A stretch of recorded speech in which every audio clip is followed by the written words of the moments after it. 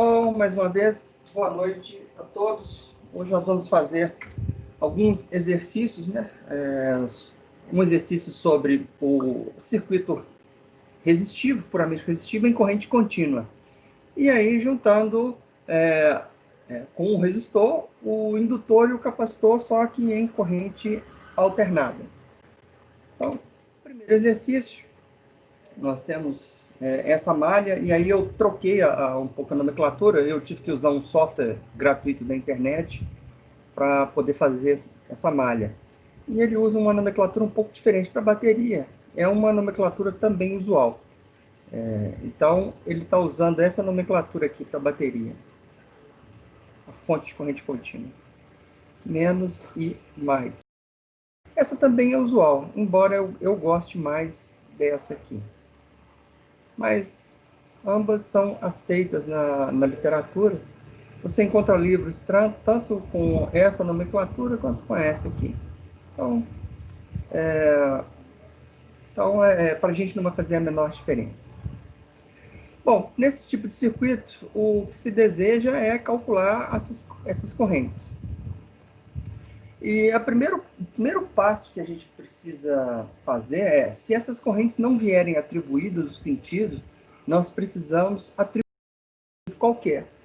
Então, eu vou atribuir, eu sempre atribuo esse sentido, está aí, mas pode ser atribuído a qualquer um outro, desde que respeite a lei dos nós. Né? E a lei dos nós diz o seguinte: a soma das correntes que entram no nó, e só está entrando I1, tem que ser igual à soma das correntes que saem do nó. Então, está saindo aqui 2, está saindo aqui e 3.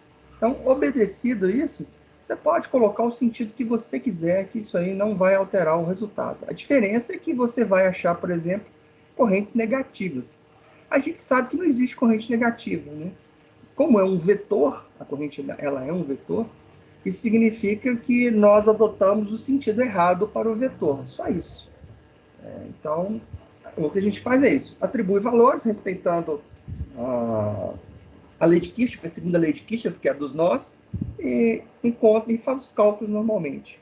Encontrando corrente negativa, a gente já sabe que o sentido ficou trocado. Vale ressaltar aqui também que eu sempre tenho desenhado duas malhas, mas pode existir várias outras malhas, né? Eu posso ter mais uma malha aqui. Isso aumentaria mais uma equação no circuito. Posso ter outra malha, sem problema nenhum. Posso ter uma fonte aqui, mais resistores, enfim. Posso ter infinitas malhas aqui. Isso aqui aumentaria mais uma equação. Então, seria a quinta equação nesse exemplo. Claro que isso torna um pouco mais trabalhoso resolver, né? Porque escalonar uma matriz com 5 linhas não é uma coisa tão trivial assim, dá uma certa mão de obra. Mas quem sabe escalonar com uma matriz com 3 equações, sabe escalonar com 4, 5, enfim, é só um pouco mais trabalhoso. Eu vou adotar duas malhas apenas para facilitar essas contas, mas fica a dica. Bom, nós temos, então, três variáveis, que são essas correntes. A gente precisa encontrar três equações para poder conseguir gerar o espaço de solução desses problemas. Então, para isso, a gente pode adotar duas malhas, quaisquer. Essas malhas, eu vou adotar, por exemplo, eu vou chamar esse ponto aqui de A. Particularmente não gosto de ficar dando nomes aos pontos, não, mas vamos aqui. A, B, C, D,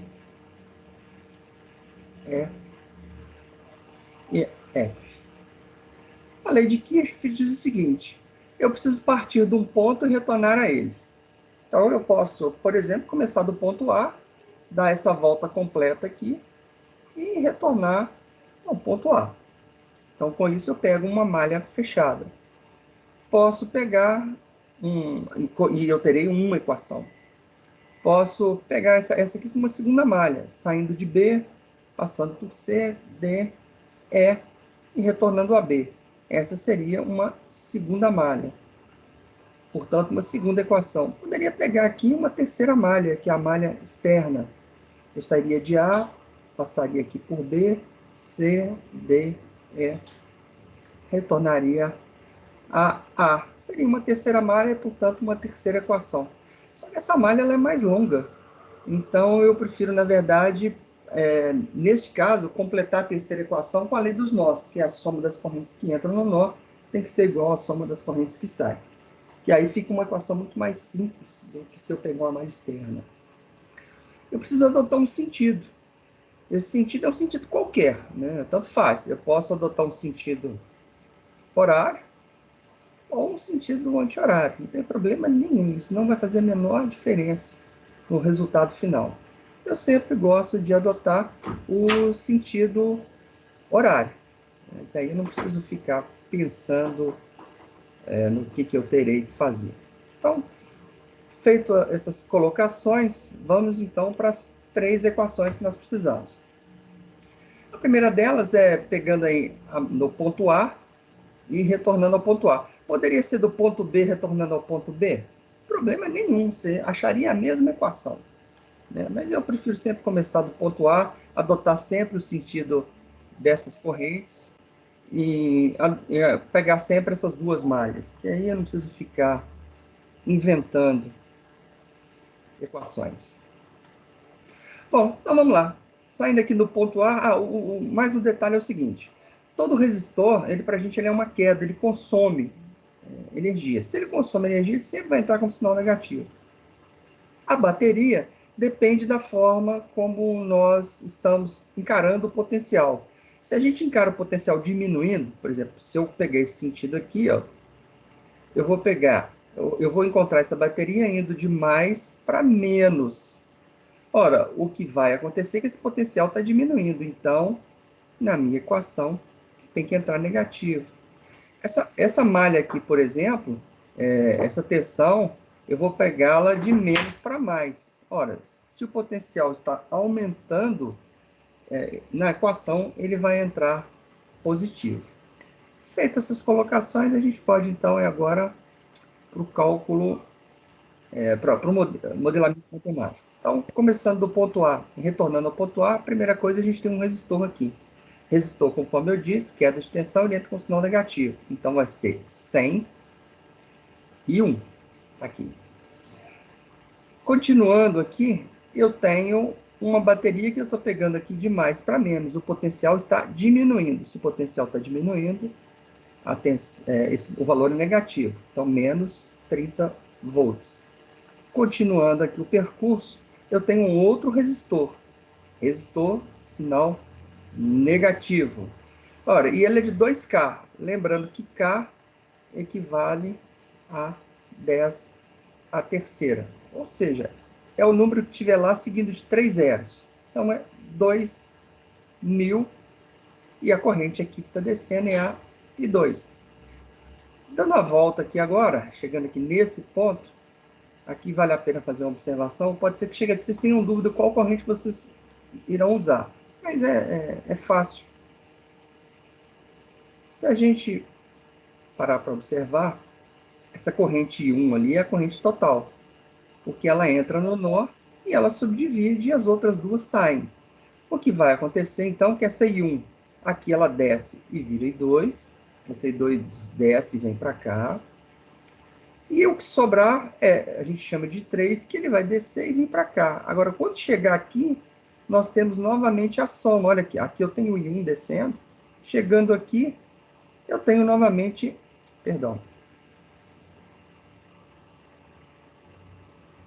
aqui eu tenho a junção de I2 com I1. Ora, não, mas é difícil, hein?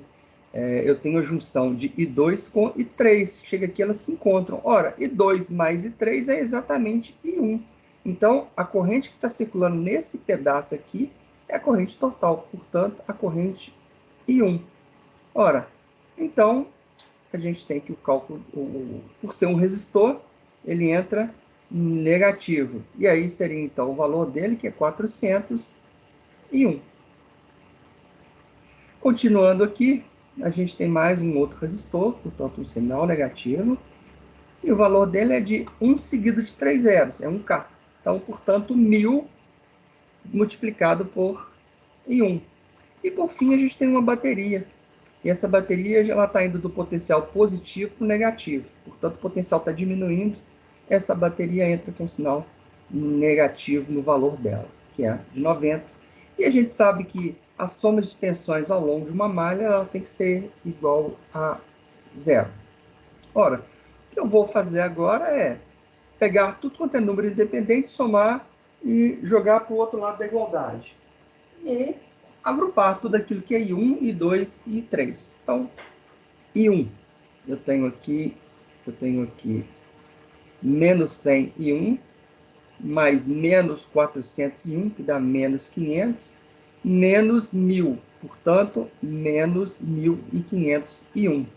E 2, eu só tenho esses menos 2000, está aqui.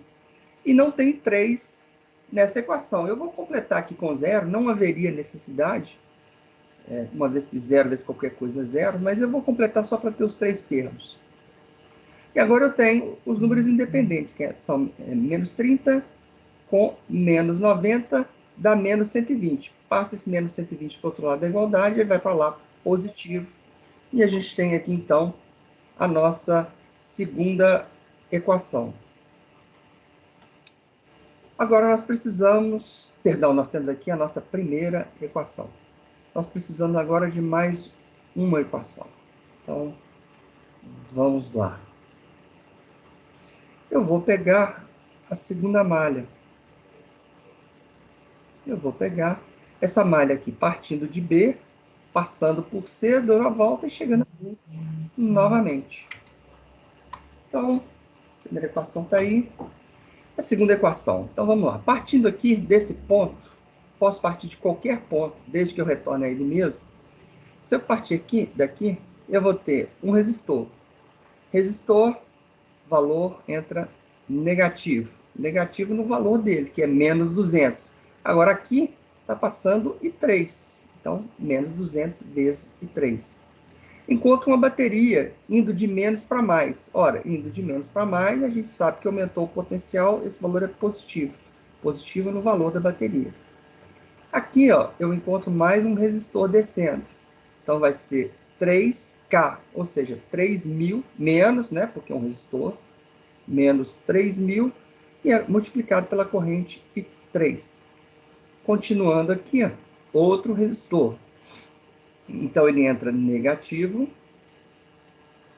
no valor dele, que é 600, que multiplica pela corrente I3. Subindo aqui, eu tenho mais um resistor. Então, ele entra negativo, porque ele é um resistor, ele é uma queda de tensão.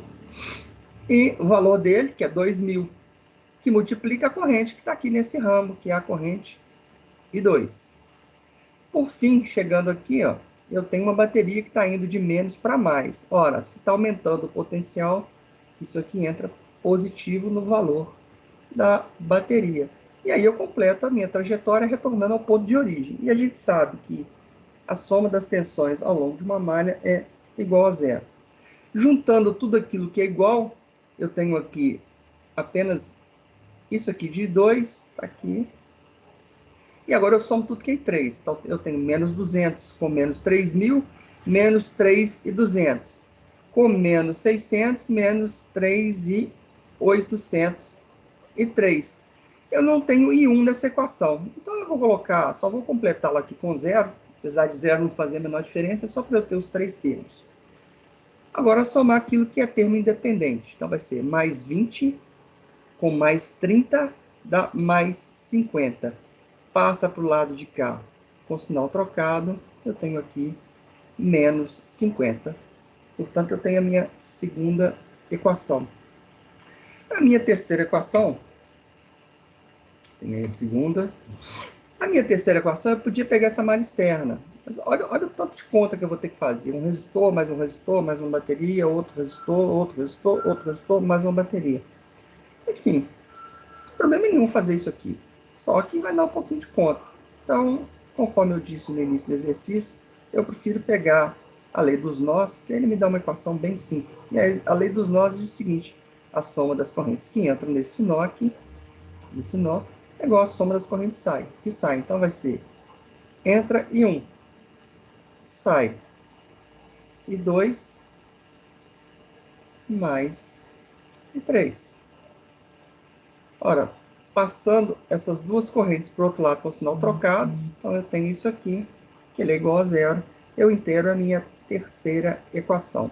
Aqui a gente precisa de uma pequena pausa para meditação. Olha só, eu tenho 3 equações, uma delas com natureza diferente, mas isso não interfere. Se nós observarmos essas equações,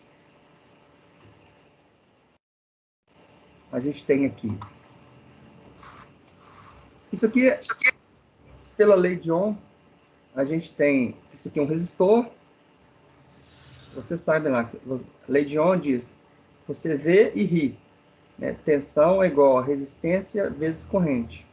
Aqui, ó, esse 1000 é um valor de uma das resistências somadas. Portanto, isso aqui é resistência vezes uma corrente. Portanto, esse termo aqui, ó, é uma tensão. Que eu estou somando com uma tensão.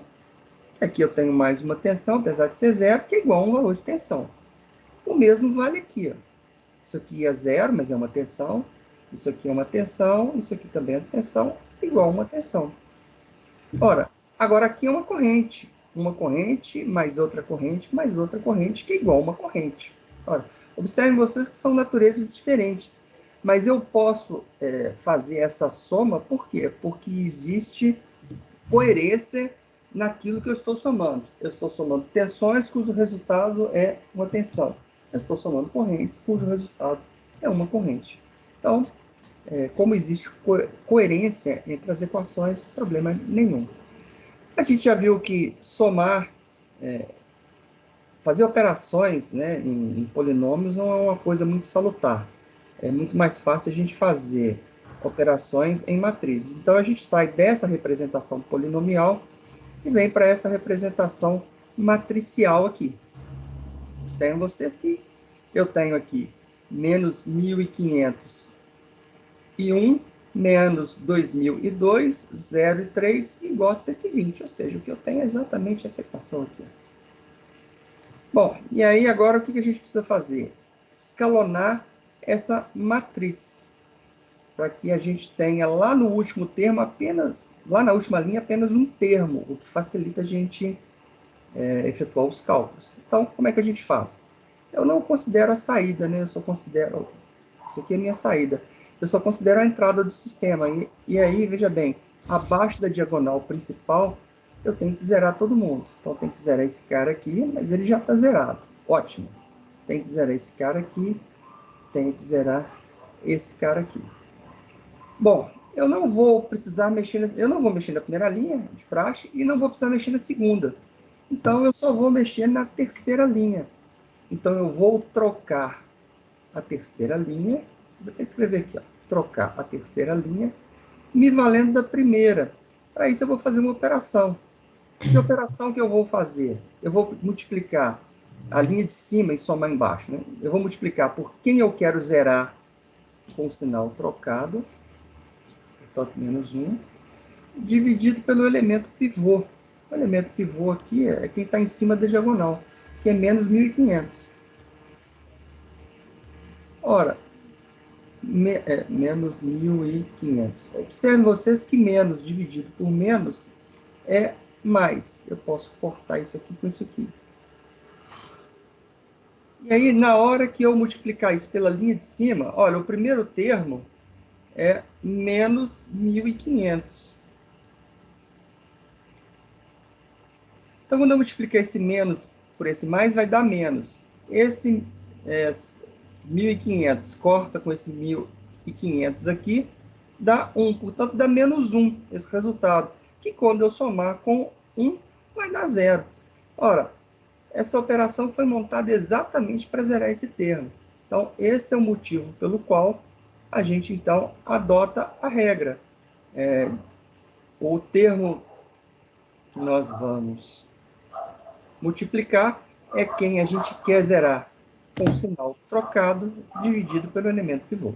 Exatamente para tornar o termo da soma abaixo, né, do elemento pivô zero.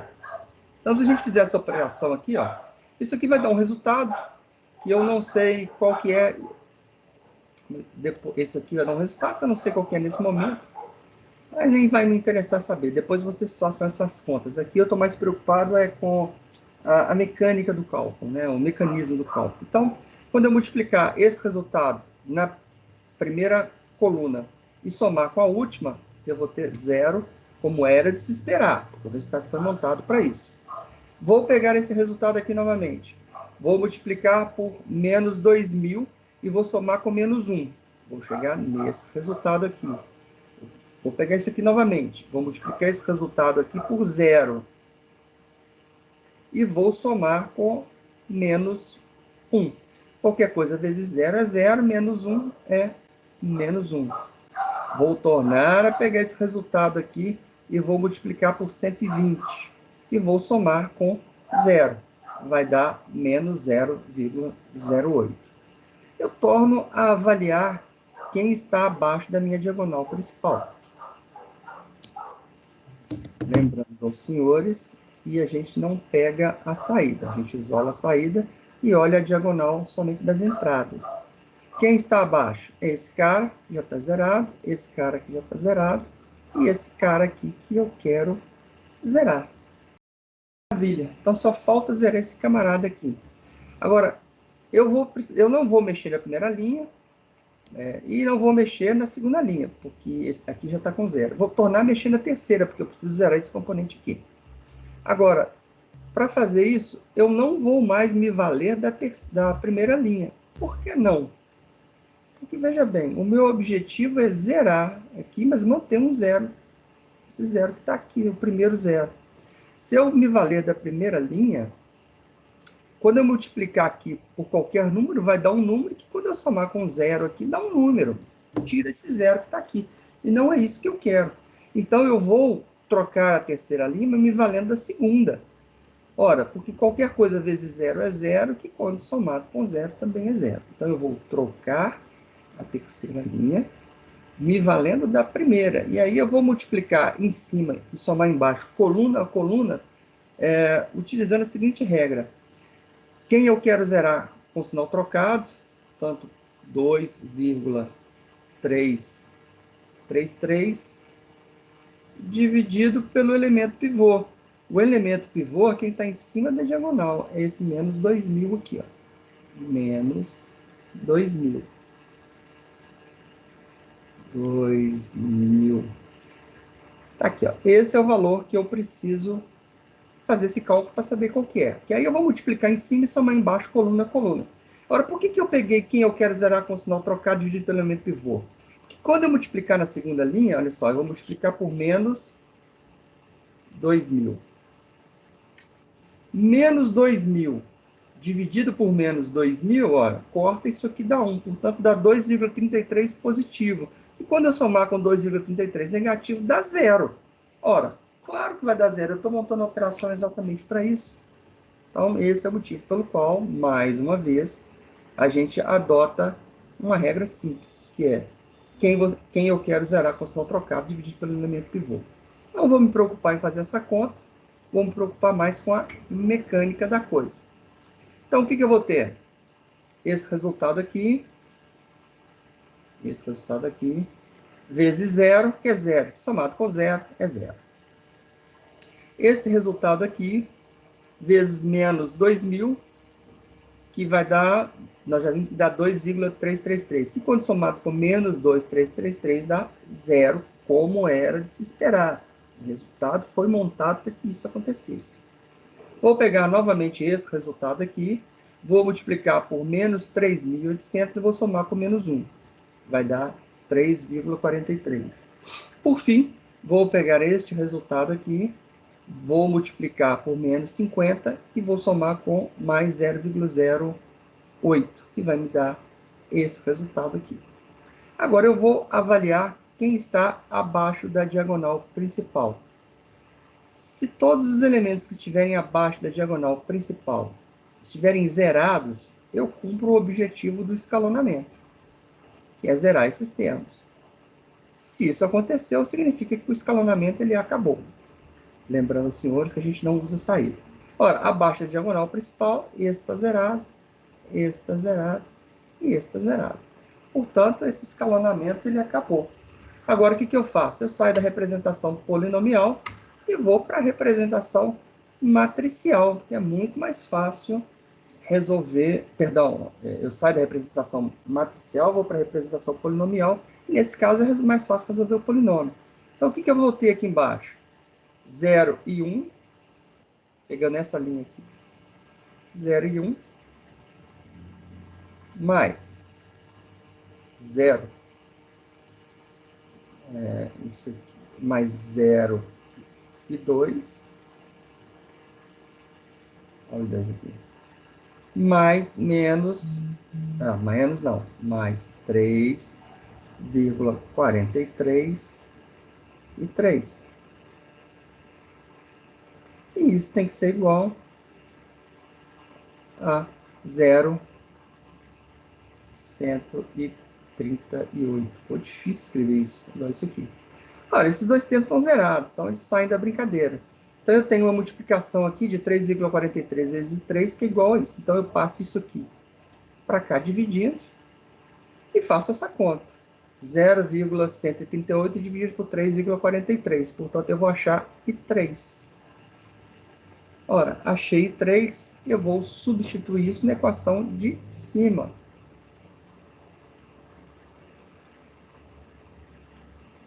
Vou substituir isso.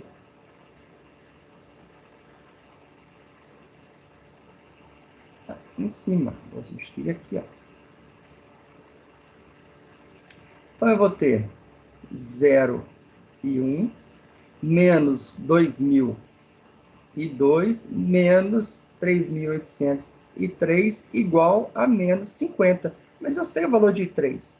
Então, se eu substituir o valor de 3 nessa equação, eu encontro I2, esse valor aqui. E aí, substituo agora, né, vou montar a equação de cima, que vai ser menos 1.501, nessa equação aqui, ó.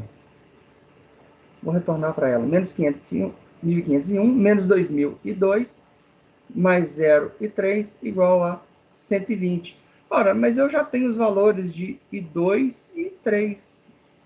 Então, 3 é 0, nem preciso me preocupar com ele. Basta substituir 2 aqui, ó. Substituindo 2 aqui, eu só botei 1 como variável. Então, passa esse resultado, fazendo essas contas, eu acho o valor de I1 igual a menos 0,11. Bom, agora uma pausa para meditação aqui. Eu disse para os senhores que não existe corrente negativa.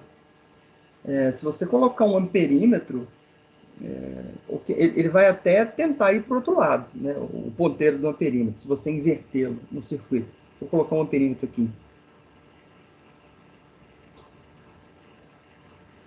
coloquei ele aqui.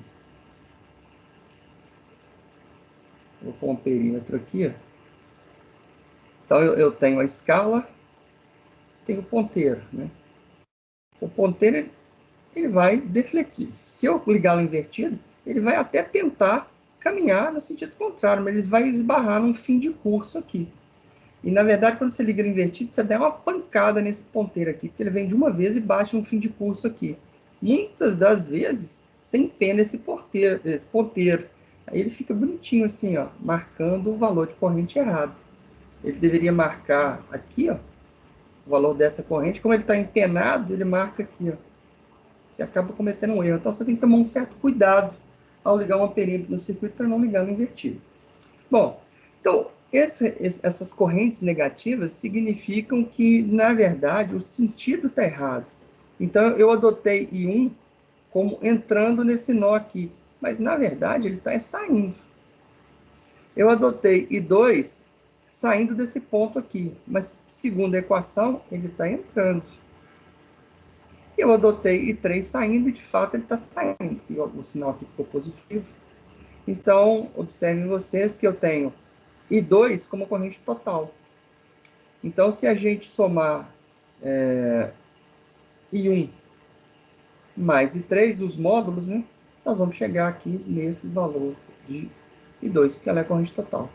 Então, entra I2, sai aqui I1 e I3. Meus caríssimos, tranquilo essa parte de como é que monta o modelo matemático e como é que resolve esse modelo matemático? Tranquilo?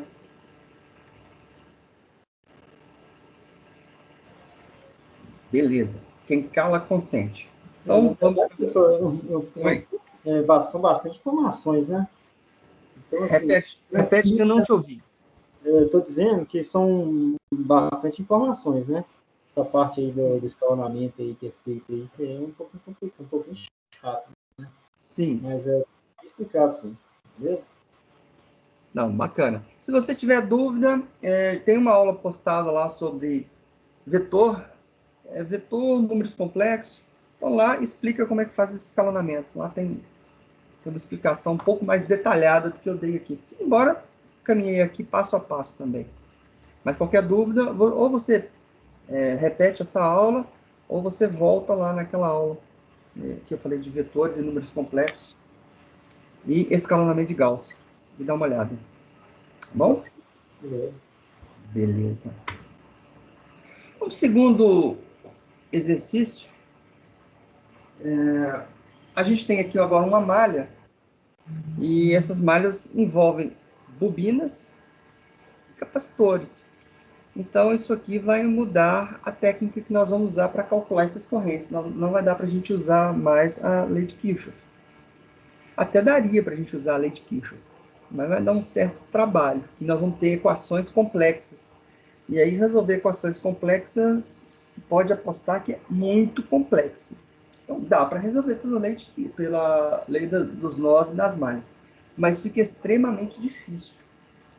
Então, vamos com uma técnica que é mais simples, que é a análise de impedância. O que está sendo pedido aqui é a corrente total. A corrente total é essa corrente aqui, que eu vou chamá-la de I1, só para... Aliás, eu vou deixar ela como corrente total mesmo. Eu vou chamar essa aqui de I1, essa aqui de 2, que é o braço 2, e essa aqui de 3, que é o braço 3. Então, o que eu vou ter que fazer? Somar essas três correntes, I1, I2 e 3, para eu achar a corrente total. E eu vou ter, então, que calcular cada uma dessas correntes. Eu posso começar por qualquer um dos braços. Eu posso começar pelo segundo, depois voltar para o primeiro, depois ir para o terceiro. Não faz a menor diferença. O que eu preciso é encontrar essas três correntes e depois a gente somar.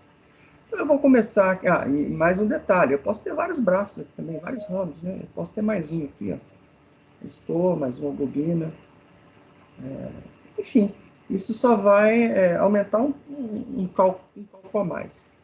Então, eu coloquei três braços apenas aqui para poder ficar um tamanho razoável o exercício. Senão ele fica muito grande também. Mas eu posso ter infinitas pernas aí, sem problema nenhum. Então vamos lá, eu vou escolher começar pela terceira, como sempre. E aí observem vocês que eu tenho aqui um resistor, um indutor e um capacitor. Eu vou precisar calcular a impedância. Então, eu vou ter que calcular a reatância indutiva e a reatância capacitiva. Vamos calcular a reatância capacitiva primeiro. A reatância capacitiva é dada por 1 sobre ômega, isso aqui é ômega C, aonde F é a frequência da rede, que foi dada aqui, e C é o valor do capacitor, que é esse 3 microfarad. Lembrando aqui que eu mudei a notação aqui também. Eu tinha colocado nos exercícios anteriores o ângulo separado, mas, para ser sincero, a notação mais usual é essa aqui, ó. Você escrever assim, a tensão, ela é igual a um módulo qualquer, nesse caso, esse qualquer é 220, com um ângulo de 30. Essa notação aqui é mais usual do que a que eu estava usando até então. Isso aqui é resultado em volts. Então, senhores, só destacando aqui, e como vocês estão vendo isso aqui pela primeira vez, pode ser que vocês estranhem. Bom, um outro detalhe que micro é a mesma coisa que 10 elevado a menos 6. Feito essas colocações, o restante é substituir na equação, né? 2π, a frequência, conforme eu disse, é de 60, e o valor do capacitor aqui é de 3 vezes 10 a menos 6 Faraday. Fazendo essas contas, eu chego nessa reatância capacitiva. Lembrando, senhores, que toda reatância é uma resistência que varia com a frequência. Então, quando eu calcular uma reatância capacitiva, observem vocês que o resultado aqui foi ohm. Quando eu calcular a reatância indutiva, o resultado vai ser em ohm. E a resistência, o resultado dela é ohm, ou seja, todas elas têm a mesma dimensão. A diferença, então, entre reatância e resistência é que a reatância é uma resistência que varia com a frequência. Por isso que a gente dá o nome de reatância. Calculando, então, a reatância indutiva, nessa aqui. A gente sabe que a reatância indutiva é ômega L. F é a frequência da rede, que é 60 Hz. L é o valor do indutor, que ele é aqui de 0,6 Henry. Ora, substituindo esses valores aqui, efetuando essas contas, a gente chega nessa reatância indutiva. E aí, para a gente montar a impedância, a gente faz desse jeito aqui. Ó. A gente tem a parte real é o resistor. E a parte imaginária, a gente faz assim, bobina, reatância indutiva menos reatância capacitiva. Por que a gente faz nessa ordem? Porque se a reatância capacitiva for maior, e de fato ela é, aqui, ó, olha a reatância capacitiva, olha o valor da reatância indutiva. Esse resultado dá negativo. Aqui, ó. Resultado negativo numa impedância significa que o meu circuito é predominantemente capacitivo. Então, por isso que a gente faz a subtração nessa ordem. Bobina menos o capacitor. Feitas essas colocações, então é só a gente substituir valor. R3, 50 ohms. Mais J, ômega, XL. XL é 226,2. Menos XC, ou seja, menos reatância capacitiva, que é 884,2.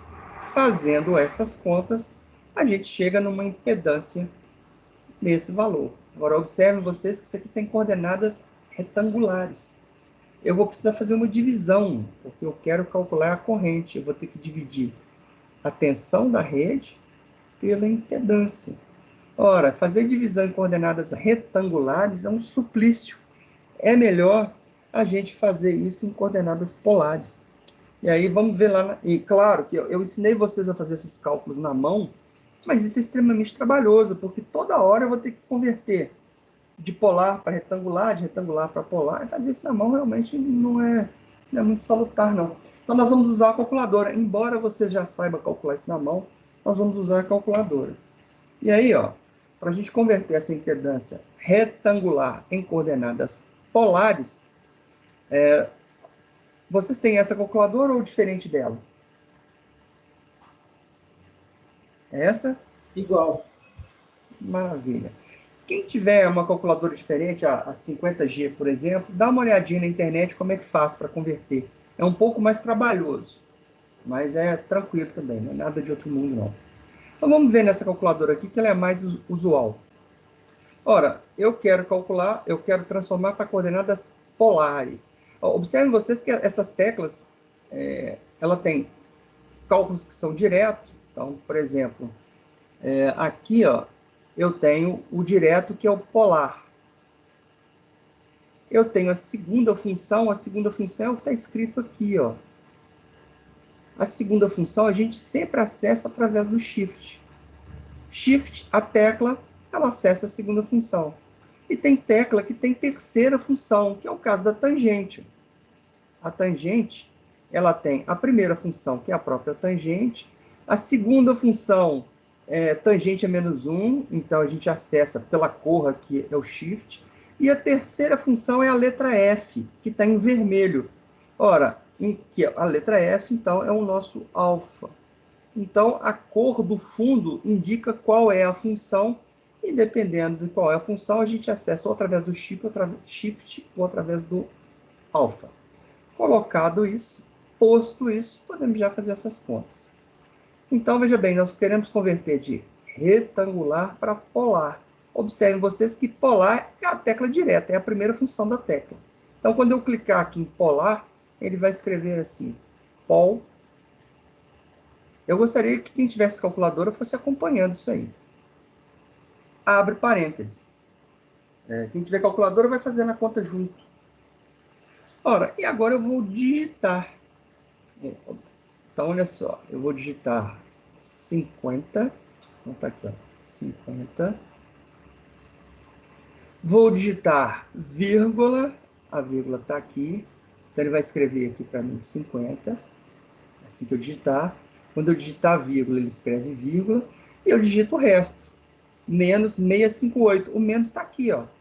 Menos 658. E ele vai escrever isso aqui. Menos 658. Eu não preciso nem fechar parênteses. Eu posso apertar o igual. Quando eu apertar o igual, ele escreve aqui embaixo esse valor aqui, ó. 659,9. Ele escreve na notação inglesa, né? Para inglês, vírgula para eles lá é ponto. Como a calculadora é americana, no lugar de vírgula tem que digitar ponto. E ele também escreve ponto no lugar de vírgula. A gente é que tem que fazer a conversão para notação em português. Beleza. Agora eu preciso do ângulo. O ângulo, ele armazena na letra F. Ora, letra F é a terceira função da tecla tangente. Então, como é a função alfa, a cor dessa letra F está até em vermelho, que é para indicar que é a terceira função, a gente aperta então alfa, tangente. Quando a gente fizer isso, ele vai escrever aqui na tela um F. Ele vai escrever aqui F. E aí, o que a gente faz? Aperta o igual.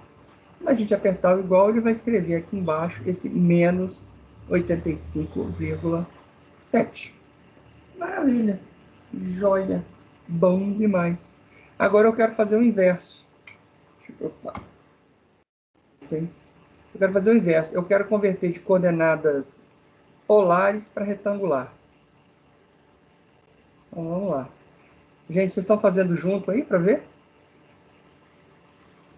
Eu estou. Maravilha. Achou o mesmo resultado? Sim. Sim ou não? Sim. Beleza. Então, agora você vai fazer o seguinte para mim. Nós queremos converter de polar para retangular. Então, eu quero o resultado em retangular. Retangular é a segunda função da tecla pol. Então, para isso, eu tenho que apertar Shift, pol. Aí ele escreve aqui para mim, rec, e abre parênteses. Eu vou e digito isso aqui, ó, 659.9. Então, eu tenho que digitar 659. Nossa, esse 9 aí ficou bonito. Ponto 9. Nossa, mãe. Esse aqui é um ponto. Ponto 9. Vírgula. Ele vai escrever a vírgula aqui. E eu vou digitar o ângulo. Então, é menos esse valor que está ali. Menos 85,7. E aperta a tecla igual. Quando eu apertar a tecla igual, ele vai escrever aqui embaixo, ó, 50. Joia. Agora eu quero a parte imaginária. A parte imaginária, o que eu faço? Eu preciso acessar o F. Então, o F é a terceira função da tecla tangente. Então, eu venho aqui, ó, aperto alfa, tangente, que é para acessar o F. Ele vai escrever aqui em cima F. Aí você aperta o igual, ele escreve menos 658 aqui embaixo. Manha demais, né? Não fala a verdade. Todo mundo entendeu como faz?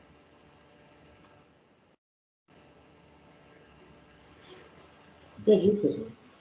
Beleza. Maravilha. Então, feito essas colocações, podemos ir para frente. Então, agora a gente consegue, uma vez convertido isso aqui para coordenadas polares, a gente consegue, então, fazer as contas. Ora, a gente tem que corrente é a tensão. A tensão é essa aqui, ó, 220 com ângulo de 30. Ela aqui, ó.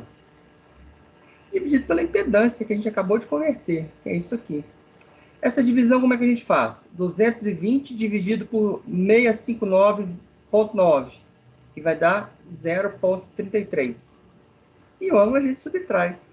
Vai ser 30 menos 85,7, que dá 115,7. Achei a minha primeira corrente, que é o I3. Só que ela está na forma polar. E eu vou ter que somar em polar fria. Então, eu converto isso para coordenadas retangulares. E aí, eu já expliquei para vocês como é que é. Então, vamos lá, jogo rápido. Eu quero a coordenada retangular. Retangular é a segunda função da tecla Pol. Então, é Shift, Pol, e digito lá 0,33,115,7. Aperto o igual. Ele escreve para mim na tela menos 0,14. Eu preciso da parte imaginária, que está na variável f, terceira função da tecla tangente. Então, é alfa tangente, dou um Enter, e ele escreve isso aqui para mim, mais 0,297. Maravilha! Tenho eu, então, essa corrente convertida já em coordenadas retangulares. Agora, a gente pode ir para o segundo braço, que é esse braço aqui, ó, e 2. Observe vocês que eu só tenho uma bobina e um capacitor. Joia, eu não tenho resistor, né? Bom, então vamos lá. Eu vou precisar calcular a corrente. Para calcular a corrente, eu tenho que ter impedância. Para ter impedância, eu tenho que calcular reatância indutiva e reatância capacitiva. A gente sabe a fórmula de reatância indutiva, que é ômega-L, ômega é 2πf, né? Então, substituindo F, que é a frequência, 60 Hz, vezes L, que é 0,4, fazendo essa conta aqui, eu chego em 150,8 ohms. Agora, eu vou calcular a reatância capacitiva, que é 1 sobre ômega C. Ora, ômega é 2πf, onde F é a frequência da rede, que é 60 Hz. Ora, e o capacitor? O capacitor é 4,5 vezes 10 a menos 6. Substituindo isso aqui e fazendo essas contas, lembrando a vocês que na calculadora você precisa separar quem está no denominador. Na verdade, isso aqui é uma regra da matemática. Então, você tem que abrir parênteses aqui, ó. Então, você vai fazer 1 dividido por abre parênteses e digita tudo lá. Se não me engano, na calculadora de vocês, você não precisa nem fechar parênteses. Mas você obrigatoriamente tem que abrir para avisar que tudo isso aqui, ó, está no denominador. Então, na hora que você fizer essas contas aí, der um Enter, você vai chegar numa reatância capacitiva de 589,5. Ora, a gente sabe calcular a impedância. Impedância é a parte real. Ah, mas aqui não tem resistor, não. Então, é zero. Mais a parte imaginária, que é dado por XL menos XC.